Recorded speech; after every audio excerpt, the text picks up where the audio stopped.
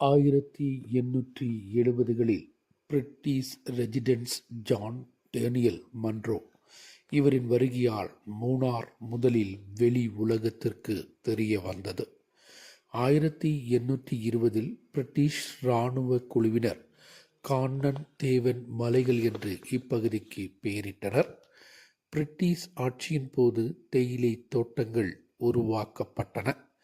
1877ஆம் ஆண்டில் பூஞ்சார் கோய்க்கல் ரோகிணி திருநாள் கேரளவர்மா பெரிய ராஜா சுமார் 1,36,600 ஏக்கர் நிலத்தை வாடகைக்கு ரூபாய் 3000 மற்றும் 5000 பாதுகாப்பு வைப்பு தொகையை குத்தகைக்கு கொடுத்தார்.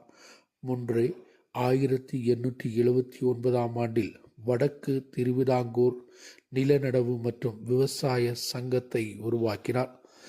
சங்கத்தில் உள்ள உறுப்பினர்கள் இப்பகுதியில் பல்வேறு பகுதிகளில் காப்பி, ஏலக்காய் உட்பட உள்ள பயிர்களை பயிரிட துவங்கினர்.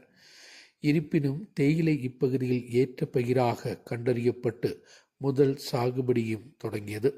முதல் சாகுபடியை தொடங்கியவர் ஐரோப்பிய தோட்டக்காரரான A.H. ஷார்ப். இவருக்கு சொந்தமான பார்வதியில் 50 ஏக்கர் நிலத்தில் தேயிலை பயிரிட்டார். இது இப்பொழுது செவன்மலை எஸ்டேட் பகுதியில் உள்ளது. 1895ஆம் ஆண்டு பின்லே மூயர் கம்பெனி மற்றும் ஜேம்ஸ் பின்லே கம்பெனிகள் களத்தில் இறங்கின.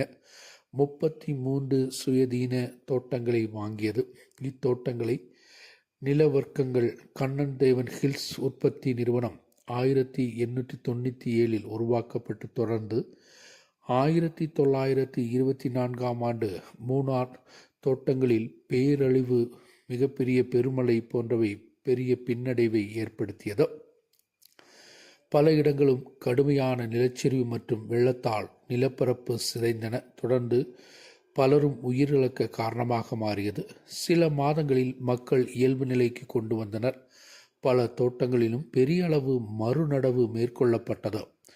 1964ஆம் ஆண்டில் டாடா குழுமம் பின்லேவுடன் இணைந்து டாடா பின்லே குளூ உருவாக்கப்பட்டது. டாடா டீ லிமிடெட் 1983இல் உருவாக்கப்பட்டு 2005ஆம் ஆண்டு கண்ணன் தேவன் ஹில்ஸ் புரொடியூசர் கம்பெனி பிரைவேட் லிமிடெடாக உருவாக்கப்பட்டு தொடர்ந்து சுற்றுலா மூணாரில் புதிய நம்பிக்கையாக உருவெடுத்தது. 20ஆம் நூற்றாண்டில் சுற்றுலாத்துறை மூணாரை கண்டறிந்தனர். கடல் மட்டத்திலிருந்து 1600 மீட்டர் உயரத்தில் அமைந்துள்ள இந்த மலைப்பகுதிக்கு உலகம் முழுவதும் இருந்து சுற்றுலா பயணிகள் வர ஆரம்பித்தனர். தொடர்ந்து தற்பொழுது தென்னக காஷ்மீர் என்றும் உலக சுற்றுலா வரைபடத்திலும் இது இடம் பிடித்து தற்பொழுது சுற்றுலா பயணிகளின் முக்கிய சுக வாச ஸ்தலமாகவும் இது மாறியுள்ளது.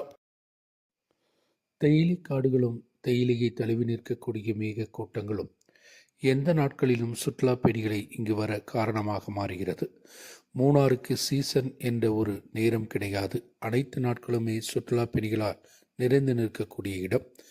இருந்தாலும் இந்த தேயிலை உருவான சரித்திரமும் தேயிலையின் பின்னால் பாடுபட்டு உழைக்கக்கூடிய ஒரு சமூகத்தின் உண்மை நிலையும் குறித்து வரும் நாட்களில் வேறொரு வீடியோவில் நாம் பார்ப்போம். தேயிலை என்ற சுவை கொடுக்கக்கூடிய இந்த தேநீர் உருவாக்கப்படுவதற்கு பின்னால் பலரின் தியாகங்களும் இரத்தமாக மாற்றப்பட்ட வியர்வையும் உள்ளது. இந்த அழகு நிறைந்த தேயிலை பார்ப்பதற்கு அழகாக இருந்தாலும் இதை பறித்தெடுக்கக்கூடியவர்களின் வாழ்க்கையோ பரிதாபமாகத்தான் உள்ளது. நாங்களும் தேயிலை தோட்டத்தில் பிறந்து வளர்ந்து தேயிலை காடுகளை மட்டும்தான் இப்பொழுதும் நம்பியுள்ளோம். அதனால் தான் தேயிலை குருதி என்று இந்த பெயரும் கொடுக்கப்பட்டுள்ளது.